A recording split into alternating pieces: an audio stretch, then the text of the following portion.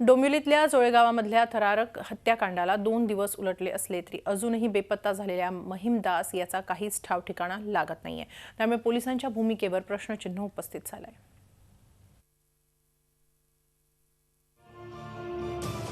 महिमदास याची आई अंथोनी अम्मा यांनी दिलेल्या तक्रारीनुसार किशोर चौधरी यांच्या हत्येच्या वेळी महिमदास किशोर चौधरी यांच्या सोबतच होता। तेव्हापासून महिमदास बेपत्ता आहे। त्याचा मोबाईलही बंद आहे।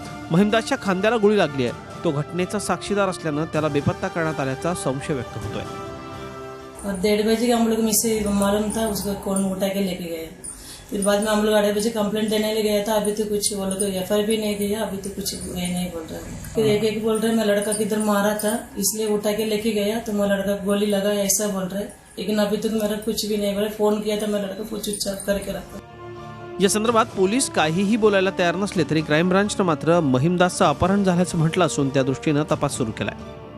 हत्येच्या त्याच्या ज्या एफआयआर आहे प्रथम खबरी त्याच्यामध्ये 2 आरोपितांची नावं आहेत, परेश आंधळे आणि कुणाल आंधळे। ह्या इतर आरोपींव्यतिरिक्त ह्यांची सुद्धा नावं त्याच्यामध्ये आहेत। तर त्या आरोपींना आम्ही ताब्यात घेतलेलं आहे। त्यांच्याकडे चौकशी करून आम्ही पुढील कारवाई करता पोलीस स्टेशनला हजर करत आहोत। दरम्यान या प्रकरणातली धक्कादायक माहिती समोर येते। किशोर चौधरी हत्येप्रकरणी एकूण 24 राऊंड गोळ्या फायर झाल्याची शक्यता पोलीस वर्तवत आहेत। यातल्या 14 गोळ्या चौधरींना लागल्यात तर त्यांच्यासोबत असणाऱ्या 2 तरुणांना देखील हल्लेखोरांनी गोळ्या घातल्यात। विशाल वैद्य, झी मीडिया, डोंबिवली।